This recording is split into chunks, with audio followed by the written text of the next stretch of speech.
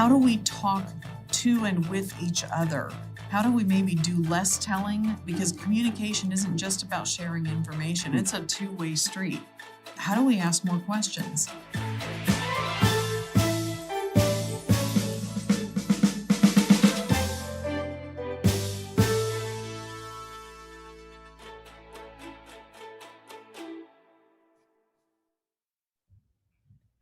Welcome to Connect Live at Adventist Health.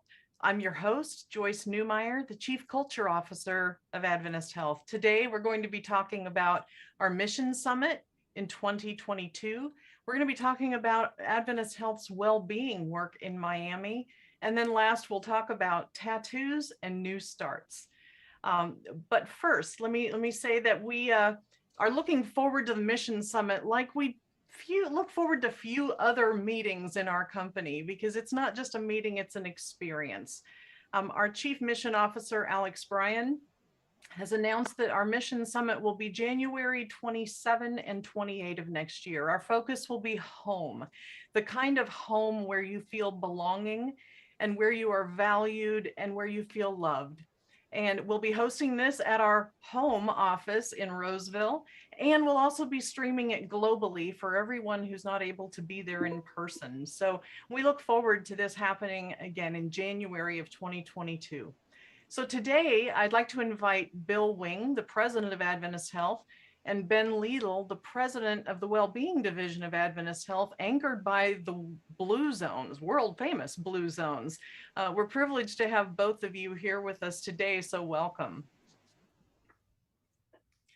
Let me ask my first question of you, Ben. So we have a project that we've announced that we're going to be involved in Miami, clear on the other side of the country from where our home office is. How did we become involved in this? What are we calling it? What are you most excited about? Tell us more about this. Sure, and thanks so much. It's great to be here. I'm happy to have a chance to share this really exciting development. Our new agreement in Miami is a joint venture called Blue Legacy Ventures, and we're doing that in partnership with Royal Palm Companies. You'll hear a lot more as we go forward about RPC, that is the Royal Palm Companies. And we got involved in this through our partner, Brian Paradis and team at C-Suite Solutions, who was doing some work on behalf of RPC and recognized an incredible alignment between RPC's vision on their real estate project and Adventist Health's 2030 strategy. So that was the beginning of what has turned into a really deep partnership. RPC, just to give you a little background, has a 40-year track record of success innovating in urban mixed-use real estate. The joint venture between Adventist Health and RPC will be responsible for managing 120,000 square foot space on the campus of RPC's planned 55-story tower in downtown Miami. It's going to have over 300 residences, a hotel and convention center with over 200 rooms, along with select retailers and restaurants, all on the theme of well-being driven with the tenets of Blue Zones. And our space that we'll have there is referred to as the Podium. It's a 10-story building, integrated well-being and medical center that sits right beside and connected to the 55-story tower. Just a real quick snippet about our direct and focused work. We'll be led initially by our Wellbeing Division team, and we'll be operating the Blue Zone Center, which includes a spa, a fitness center, well-being immersion experiences and services, and an advanced lifestyle medicine clinic. And Blue Zones will be responsible for integrating the Power 9 and the Life Radius models that you're all become much more familiar with throughout the entire Mixed Tower campus, from the residents to the hotel to the retailers to the restaurants, and then expanding to the surrounding area in downtown Miami that's referred to as One World Center, and then via community development in concert with mayor and the private sector, eventually to an entire Miami-Dade region as a Blue Zone project. So we see this blue beacon in this campus expanding, broadly in this region, and we'll pull on every facet of our entire current capabilities of the Wellbeing Division, which Blue Zone, Synchronous, Starling, and our Wellbeing Institute, all already integrated in this work, and we'll need more in order to advance the work. To answer your question, what am I most excited about? I think it's this development will require us to continue to advance our capabilities to help drive healthy behaviors and healthy habits, and doing that specifically through design of the places where we spend our time and through consumer experiences. Both of those, I think, are fundamental competencies in order to reach our overall enterprise 2030 strategy. And it will demand more from us than just our Wellbeing Division and the partners we have. It'll truly require, I think, the first deep integration of care, health, and well-being divisions at Adventist Health in a single instance. And in many ways, this agreement will begin to give us an early glimpse at a part of the future company that we can become through, execution in part of our long-term strategy here. And I just would remind everybody that sitting there saying, holy cow, how are we going to do all this? 34 to 38 months till the ribbon's cut and the doors open on this. So there is some runway. It'll go quick, but it's going to coincide with us as a whole enterprise being a third of our way to our journey, Joyce. So very, very excited to share this news. Great. Thank you, Ben. That's great information for all of us. Bill, thanks for being with us as well. Can you tell us more about this investment and why it's important to Adventist Health? Yeah, thank you, Joyce and Ben, for sharing a little bit about the Miami project.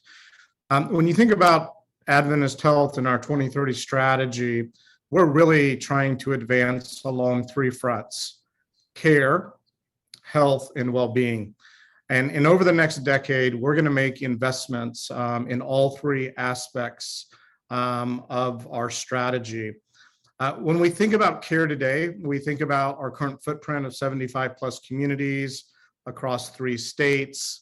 But as we begin to think about health and well-being, our horizons begin to expand.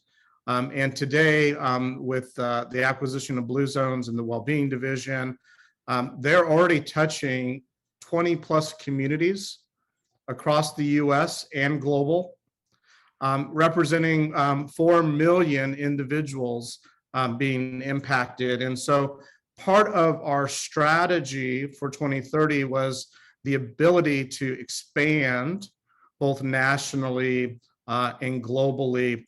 So thinking about Miami is not a big stretch as we think about that.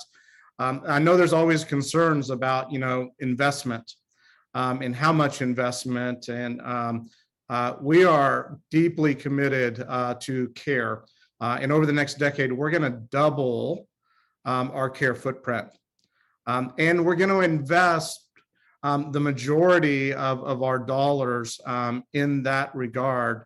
With that being said, as we think about moving nationally or even globally, you're going to start to hear us talk about an asset light strategy, where we may not go in and own all the bricks and mortar of a hospital or even of a large clinic network, but begin to partner that differently, but yet still fly the well-being and the Blue Zones brand as part of that experience. So as Ben mentioned, this is a integrated partnership between medical, lifestyle, fitness, spa into a planned development. With that being said, we have joint ventured this relationship. So we're 50% partner. Our total investment in cash for this is $16 million. And to put that in perspective, if we invested in 1 inpatient bed in California, it's $4 million per bed. So this is truly, in my opinion, an asset light strategy. It's like investing in our 300 plus clinic. What's different though is that we do have partners. And so as we think about the medical component, that will be brought by another partner. When we think about fitness and spa, that's going to be brought by another partner.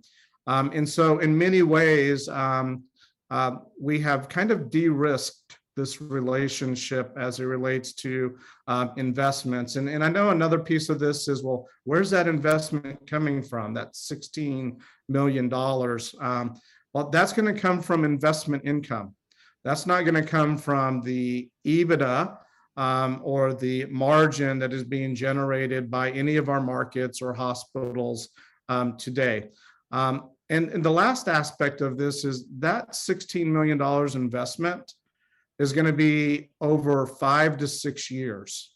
And we don't make our first kind of cash disbursement until year 3, and then it ramps up. So this is not taking away current capital capacity in any way, and begins to play out this asset light strategy that we're going to deploy both nationally and globally.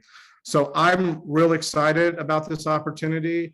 It's the first time that we get to bring together in a planned environment kind of care and health and well-being in a partnered way. And frankly, it creates an almost international kind of opportunity as we think about this is all set up. The convention center is an international business convention center that's part of this development. And so just truly excited about extending not only Adventist Health, but extending Blue Zones through the Wellbeing Division to more individuals across our country. Thanks for sharing that. That's very helpful to understand a lot of the business behind this. We have promised you a very short broadcast every week, so we're going to talk about the tattoos next week instead of trying to cram that in right now. So thank you, Bill and Ben, for joining us today. Come back next week. We're at Thursday at noon Pacific time. We'll be with Alex Bryan and our own Gabrielle Nichols-Roy, who's part of the production of this program. Friends, thanks for connecting live, and we will see you next week. Until then, let's be a force for good.